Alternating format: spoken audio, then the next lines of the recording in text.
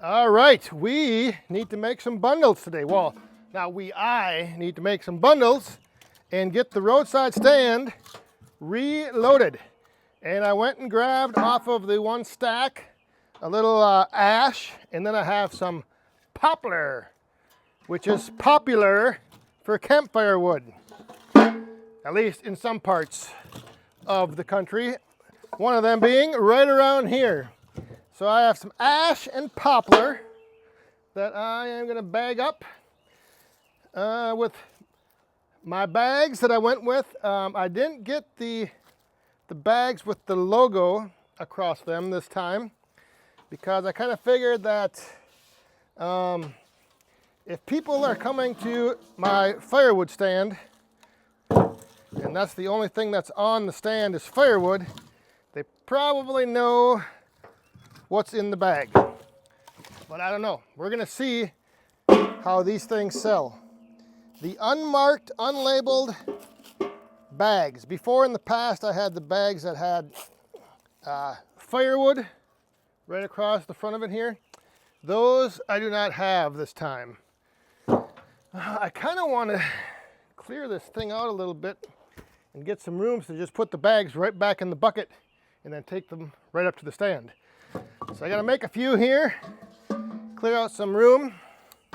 You might have been wondering why I didn't just take the bagger right over to the stack. And if you saw in the beginning, it's because I kind of want to do a mix. So I want to have a little mix of some ash and some of this poplar in the bundles, and because they are stacked in different locations, it just works out better to bring them right over here in the bucket. It's been hot for the last few days. It was hot at the Firewood Frenzy, which all of you who came out and who I got to see at the Firewood Frenzy at Wolf Ridge this past weekend, thank you for coming out. Great seeing you all. It was a hot one, but I think we were lucky because the next day, Sunday, it was full sun and even hotter. And at the Frenzy, it was a little bit of overcast, I guess, early in the day. So it kind of helped keep the temperatures down. But whew, yeah, it's been hot all weekend. We were supposed to be getting rain right now, and that didn't happen, or it hasn't happened yet. I was hoping it would rain and cool off while I was out here, but not yet. I had my neighbor up the road ask me why my roadside stand was empty, because it's been a little while since I restocked it. They were doing some road construction. They were ripping up the road, so I kind of figured traffic was gonna kind of die down anyway. So I just haven't made any bags for a while. But I decided today was the day that changed. It's time to once again reload the roadside stand. We are using the Wolf Ridge 1 cubic foot bagger. Let me just bring you over here and show you.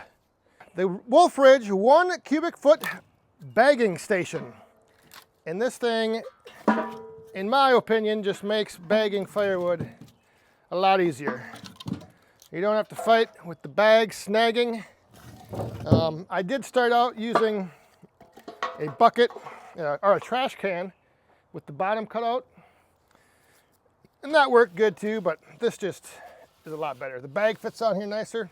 So you can see there, you slide the bag over the top, and then you just tilt the station, everything drops out the bottom, and you're left with your firewood bag all loaded up.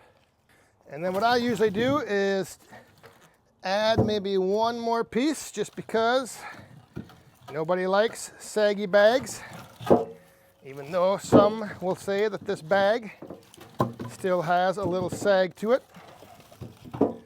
And then I just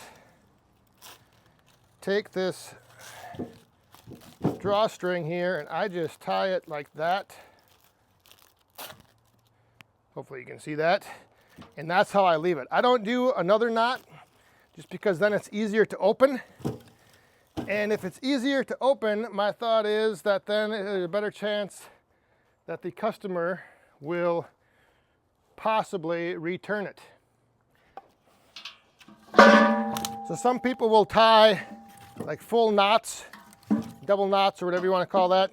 They'll do what I just did there twice so that the bag definitely will stay shut. But like I said, then what happens is, at least what I think anyway, is that pretty much forces the customer to rip that bag completely open and destroy that drawstring and makes it unusable, or makes it so it's not reusable.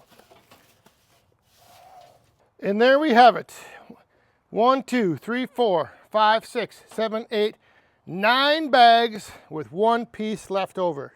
Oh, how did I manage to pull out just enough pieces to make 9 bags? Because for those of you who are not aware, the number 9 is my favorite number. So was it coincidence? Or did I know? Did I have the skill as that GFY professional hobbyist? Did I have the skill to know just how many pieces to pull off the stack, to throw in the bucket, to make exactly, well, not exactly, 9 bags with 1 piece left over. But this piece is actually a little shorter, so we're going to just add that to the pile over here for wood for the micro kiln, and we're going to call it good. Let's get these bags up to the roadside stand.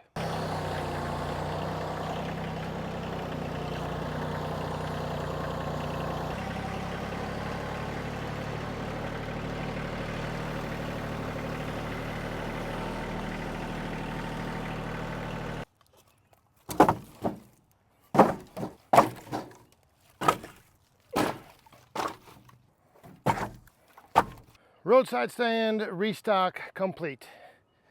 And I'm putting bags on the front side here now. I'm not going to restock these loose bends just yet, only because the bags have been selling way better than the loose stacks.